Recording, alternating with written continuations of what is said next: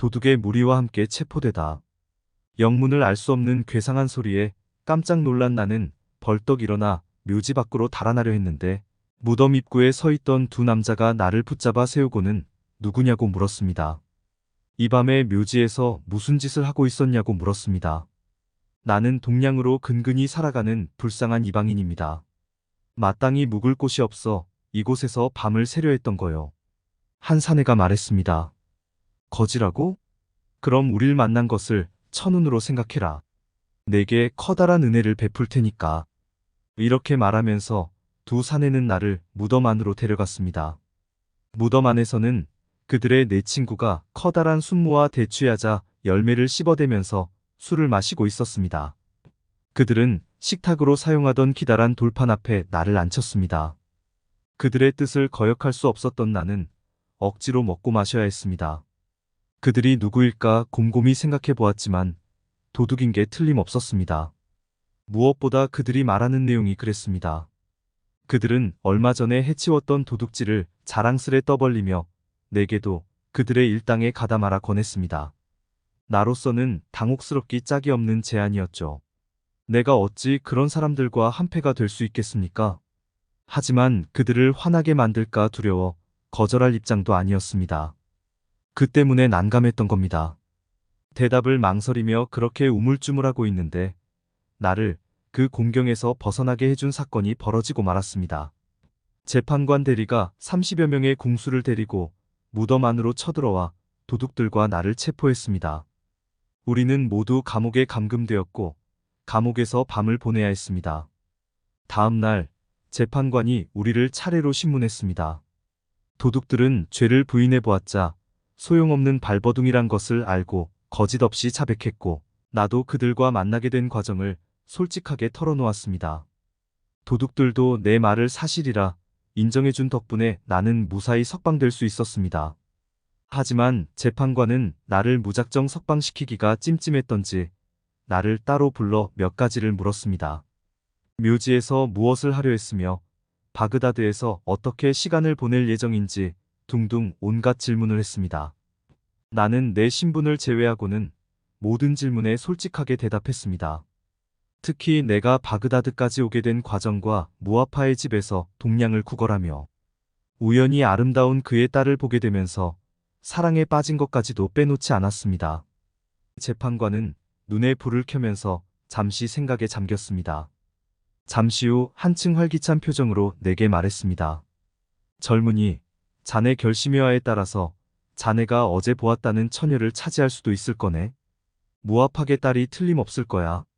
무아팍에게 무척이나 아름다운 딸이 있다는 소문이 자자하니 말일세. 잘하면 자네 소원을 이룰 수 있을 거야. 자네에게 행운이 돌아가도록 도울 테니 내가 시키는 대로 하게. 나는 재판관의 꿍꿍이가 뭔지 몰랐지만 고맙다고 인사했습니다. 그러자 검은 피부의 노예가 나를 감옥에서 꺼내주고는 한만대중 목욕탕으로 데려갔습니다. 내가 한만에서 몸을 씻는 동안 재판관은 샤오를 무아팍에게 보내어 중대한 문제로 상의할 것이 있다는 말을 전했습니다. 무아팍은 지체 없이 샤오를 따라 나서 재판관을 만나러 갔습니다. 재판관은 그날따라 유난스레 무아팍을 반겼고 무아팍은 그런 환대에 어리둥절할 뿐이었습니다. 내 앙숙인 재판관이 나를 이처럼 환대하는 이유가 뭘까? 틀림없이 무슨 음모가 있을 거야. 무아팍은 이렇게 의심하고 있었지만 재판관은 환한 웃음을 지으며 말했습니다. 무아팍님, 우리가 원수처럼 지내는 것을 하늘도 원치 않습니다. 마침내 하늘의 은덕으로 당신 가족과 내가 오랫동안 묵혀왔던 감정을 씻어낼 기회가 왔습니다. 바스라의 왕자가 어제 저녁 이곳 바그다드에 와서 내 집에서 머물고 계십니다. 당신 딸에 대한 소문을 듣고 무작정 바스라를 떠난 모양입니다.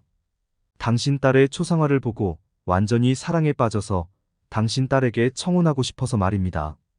날더러 중매를 서달라고 하니 내가 당신과 화해할 수 있는 절호의 기회가 아니겠습니까? 바스라의 왕자가 내 딸 잼루테를 그처럼 생각해주다니 영광이요. 게다가 언제나 나를 해칠 궁리만 하던 당신에게 이런 소식을 듣게 되어 더욱 놀라울 따름이요. 무아팍님, 과거는 잊읍시다. 우리가 서로를 적대하고 지냈던 과거는 깨끗이 잊읍시다. 바스라 왕자와 당신 딸이 아름답게 맺어질 수 있다면 우리도 남은 여생을 친구처럼 지낼 수 있지 않겠소. 무아팍은 천성적으로 착한 사람이었습니다. 교활하기 이를 데 없는 재판관의 거짓말에 그만 속아 넘어가고 말았습니다. 그들은 서로 부둥켜 안으면서 평생의 우정을 맹세했습니다.